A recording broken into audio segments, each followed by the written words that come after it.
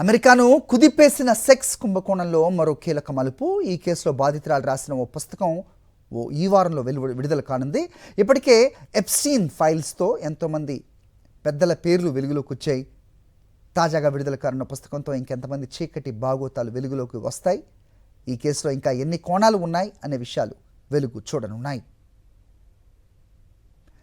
Epstein కేసులో బాధితురాలైన Virginia Jeffrey తనపై జరిగిన లైంగిక దాడుల గురించి నోబడీస్ గర్ల్ అనే పేరుతో ఓ పుస్తకం రాశారు. వచ్చే వారం ఈ బుక్ రిలీజ్ కానుంది. ఇందులోని అంశాలు అంతర్జాతీయంగా సంచలనం సృష్టిస్తాయి. ఒక ప్రముఖ రాజకీయ నాయకుడు తనను రక్తం వచ్చేట్టు కొట్టి అత్యాచారం చేశాడని జెఫ్రీ తన పుస్తకంలో పేర్కొన్నారు. బ్రిటన్ రాజు సోదరుడు ఆండ్రూ గురించిన అంశాలు మరోసారి బయటకు రావడంతో అతనికి ఉన్న రాచరిక లాంఛనాలు, హోదా రద్దు చేశారు. జెఫ్రీ ఎప్స్టీన్కు కరీబియన్ సముద్రంలో ప్రైవేట్ దీవి ఉండేది.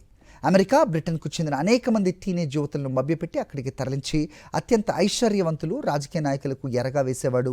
ఉపాధి నెపంతో అక్కడికి వచ్చిన పేద అమ్మాయిలకు ఈ దీవి ప్రత్యక్ష నరకంగా మారింది.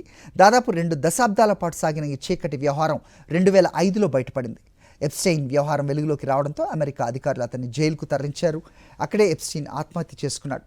బాలికలను ఈ ప్రైవేట్ దీవికి తరలించే సమయంలో విమానంలో కూడా బాలికలపై లైంగిక దాడులు జరిగేవి.